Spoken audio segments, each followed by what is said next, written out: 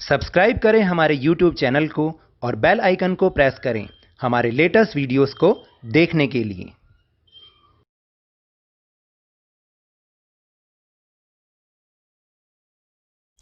Hello and welcome to Lavneesh sir की class. आज की ये शिक्षा निदेशालय राष्ट्रीय राजधानी क्षेत्र दिल्ली की वर्कशीट नंबर 76 जो कि कक्षा 9th के विद्यार्थियों के लिए है। यह ली गई है सामाजिक विज्ञान के भूगोल विषय से और जिसमें हम पाठ नंबर 2 भारत का भौतिक स्वरूप की पुनरावृत्ति कर रहे हैं। और आज इस पाठ में फिर एक बार हम 1 नंबर के प्रश्न, 3 नंबर के प्रश्न और 5 नंबर के प्रश्नों की पुनरावृत्ति करेंगे।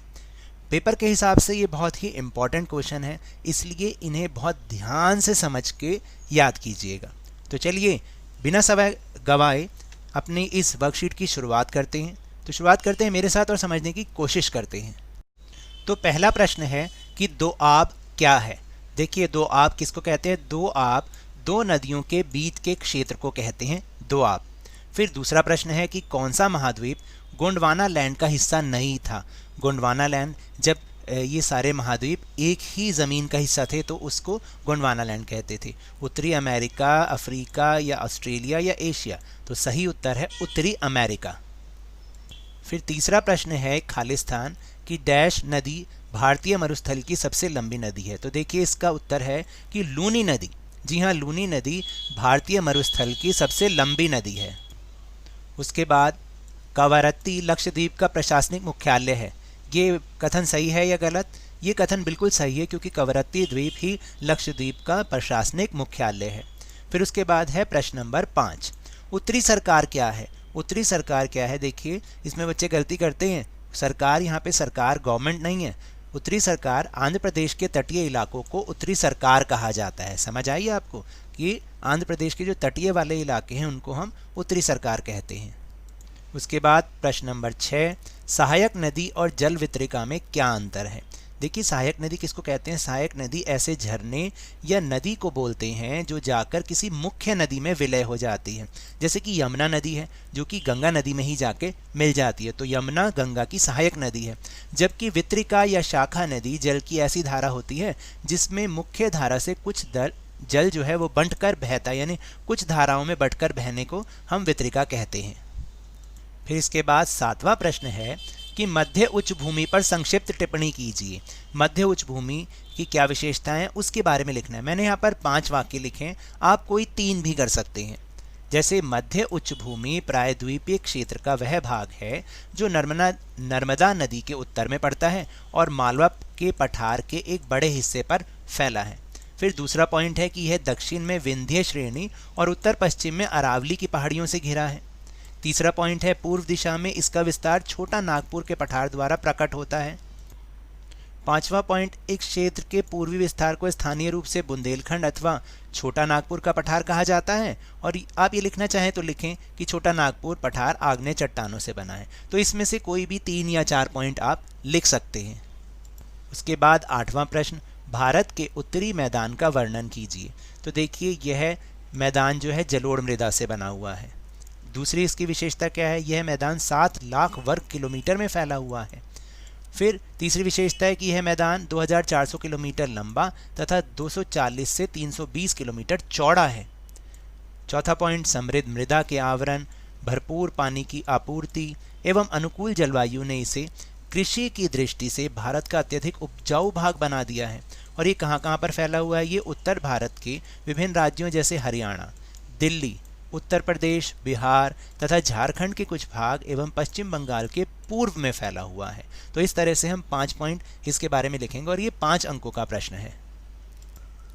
फिर 9वां प्रश्न, भारत का प्रत्येक भौतिक क्षेत्र एक दूसरे को पूरक करता है और देश को उसके प्राकृतिक संसाधनों में समृद्ध बनाता है।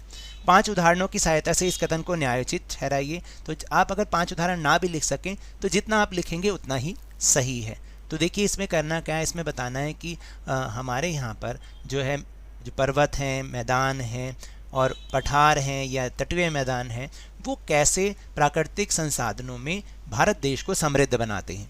तो इसका उत्तर कुछ इस प्रकार है। तो देखिए उत्तर में हिमालय पर्वत जल का भंडार है क्योंकि यहाँ से कई नदियों का उद्गम होता है तथा वन संपदा का प्रमुख स्रोत है।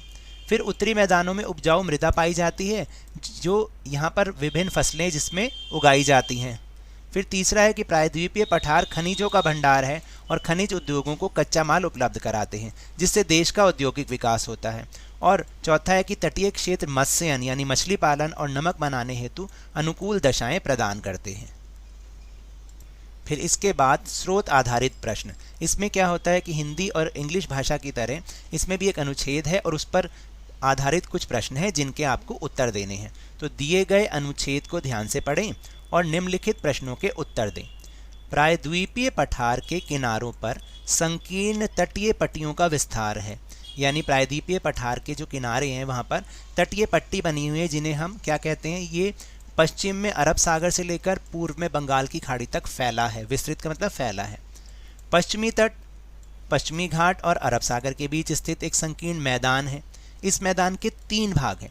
तट के उत्तरी भाग को कोंकण, जो कि मुंबई और गोवा वाला हिस्सा है, मध्य भाग को कन्नड़ मैदान, जो कि कर्नाटक वाला हिस्सा है, और दक्षिणी भाग को मालाबार तट कहा जाता है। इसको आप अच्छे से याद कर लें, ये 3 नंबर का क्वेश्चन भी है। बंगाल की खाड़ी के साथ विस्तृत मैदान चौड़ा और समतल है। उत्तरी भाग में इसे उत्तरी सरकार कहा जाता है, जो अभी ऊपर एक प्रश्न भी आया, जबकि दक्षिणी भाग में कोरोमंडल तट के नाम से, तमिलनाडु के पास इसे कोरोमंडल तट के नाम से जाना जाता है। फिर बड़ी नदियां जैसे महानदी, गोदावरी, कृष्णा और कावेरी इस तट पर विशाल डेल्टा का निर्माण करती हैं। चिल्का झील पूर्वी तट पर स्थित एक महत्वपूर्ण भूलक्षण है और भारत की जो है ये एक नमकीन झील है, सबसे बड़ी। अब इस पे आधारित प्रश्न। पहला प्रश्न है कि मुंबई और गोवा के तटीय भाग को किस नाम से जाना जाता है। जैसे अभी हमने समझा, मुंबई और गोवा के तटीय भाग को कोंकण के नाम से जाना जाता है। किस नाम से? कोंकण के नाम से जाना जाता है। फिर दूसरा प्रश्न है कि भारत के 2 समुद्र तटीय मैदानों के नाम लिखिए। तो जो 2 समुद्रीय तटीय मैदान हैं वो है पश्चिमी तट और पूर्वी तट। आप यहाँ पर पश्चिमी तटीय मैदान और पूर्वी तटीय मैदान भी लिख सकते हैं।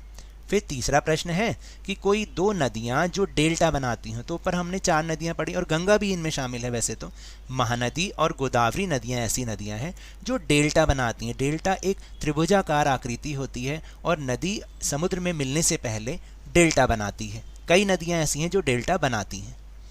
फिर चौथा प्रश्न है कि समुद्र तटीय मैदानों का कोई एक आर्थिक लाभ बताइए, यानी उससे भारतीय अर्थव्यवस्था को क्या लाभ होता है।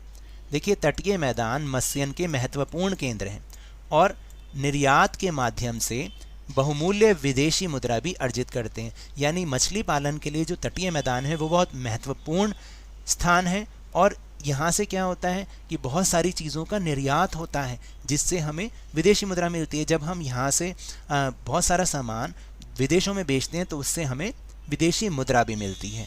तो ये तो थी आज की वर्कशीट। अगर मेरे इस तरह समझाने से आपको थोड़ा सा भी समझ में आया हो तो इस चैनल को ज़्यादा से ज़्यादा सब्सक्राइब कीजिए, लाइक कीजिए और बहुत ज़्यादा शेयर भी कीजिए। और हाँ, मेरे साथ इसी तरह वर्कशीट को समझते रहिए, लेकिन ध्यान और मन लगाकर पूरी मेहनत और लगन के साथ ऑनलाइन ही सही पढ़ते ज़रूर रहिए। और अगर आपको कोरोना वायरस को हराना है तो मास्क ज़रूर लगा के रखिए और जब भी उपलब्ध हो और जब भी पॉसिबल हो इसका टीकाकरण ज़रूर करवाएं, क्योंकि कोरोना को हराना है और ज़िंदगी को एक बार फिर से सुहाना बनाना है। इसी उम्मीद के साथ धन्यवाद।